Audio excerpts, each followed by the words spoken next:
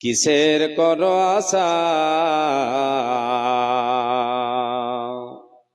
এ তো সাদের বাড়ি গাড়ি ভেঙে যাবে বাসা, তোমার ভেঙে যাবে আশা।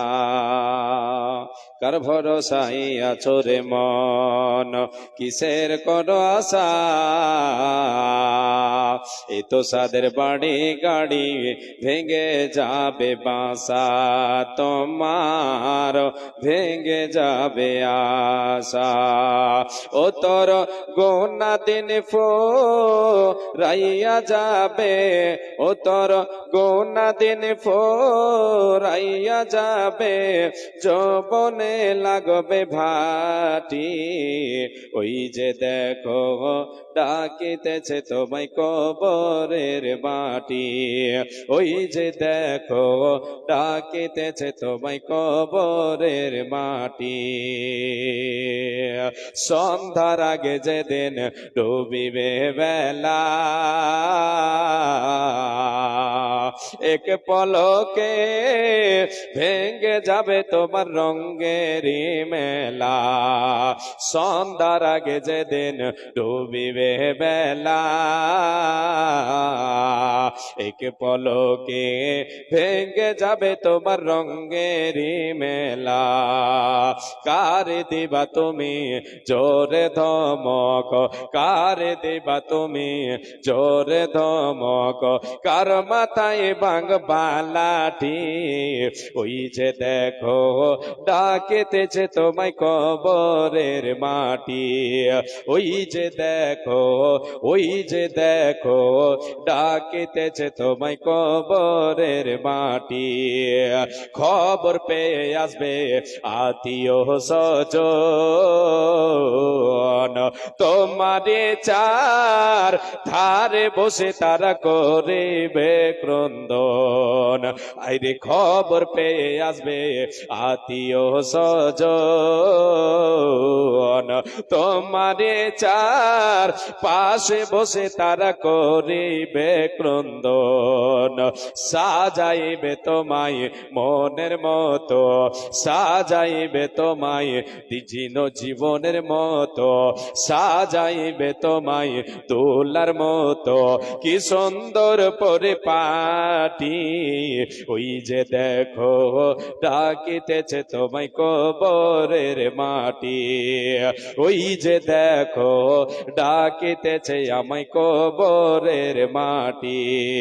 কার ভরসায় আছো রে মন, কিসের করো আশা, এ তো সাদের বাড়ি গাড়ি ভেঙে যাবে বাসা, তোমার ভেঙে যাবে আশা, থেকে যাবে আশা। উপস্থিত চলমান সভার নির্বাচিত সুযোগ্য সুনামধন্য আজকের এই সভার সভাপতি সাহেব, ওই স্টেজে বসে থাকা অন্যান্য ওলামায়ে কেরাম, সামনে বসে থাকা দিনদার ইমানদার কোরআন এবং হাদিসের কর্ণধর আমার ভাই ও বাবা জানেরা, আর এক পাশে বসে থাকা আমার মা ও ভগ্নীগণ, সর্বাগ্রে সে আল্লাহ তাবারক ওয়া তাআলার প্রশংসা করি, নামাক হালালি করি, কৃতজ্ঞতা জ্ঞাপন করি যে আল্লাহ তাবারক ওয়া তাআলা আমাদেরকে এই তাবলীগী জলসায় ধৈর্য সহকারে কোরআন এবং হাদিসের কথা শোনার তৌফিক দিয়েছেন। সেই মহান মুনিবের দরবারে অন্তরের অন্তরস্থল থেকে মোহাব্বতের সাথে ঈমানি জজবা বুকে নিয়ে আমরা সকলে নরনারী সে রবের গুণগান করি। আমরা সকলে বলি আলহামদুলিল্লাহ। অতঃপর তিনার প্রেরিত রসুল তাজদারে মাদানী রাহমাতুল্লিল আলামিন নবী আহমদ নবী মুহাম্মদুর রাসূলুল্লাহ বলেন সাল্লাল্লাহু আলাইহি ওয়াসাল্লাম, তিনার প্রতি শত সহস্র শান্তির ধারা বর্ষিত হোক। আল্লাহুম্মা সাল্লি আলাই, আল্লাহুম্মা বারিক আলাই, আল্লাহুম্মা আমিন। প্রিয় শ্রোতা মণ্ডলী, ভাইজান ও বাবাজান, মা ও বোনেরা,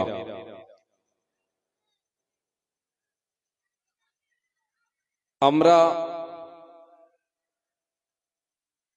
সামনে এমন এক মাস, রহমত বরকতের মাস পেতে চলেছি, যে মাসটার নাম হচ্ছে রমাজান। কি মাস? রমাজান।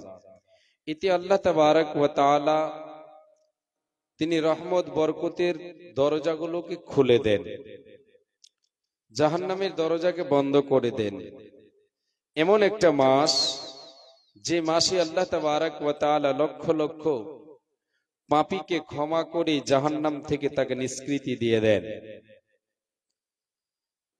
এমন একটা মাস, যে মাসে আল্লাহ তাবারক ওয়া তাআলা এক্সট্রা ভাবে একটা ইবাদত ফরজ করেছেন। সেই ইবাদতের নাম হচ্ছে রোজা, সিয়াম।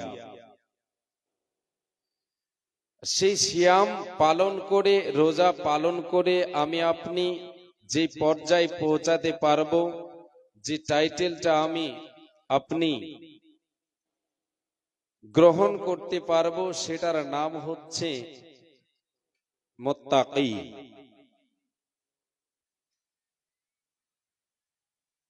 তাকওয়া অবলম্বন করতে পারবো, আমি আপনি তাকওয়াওয়ালা হতে পারবো।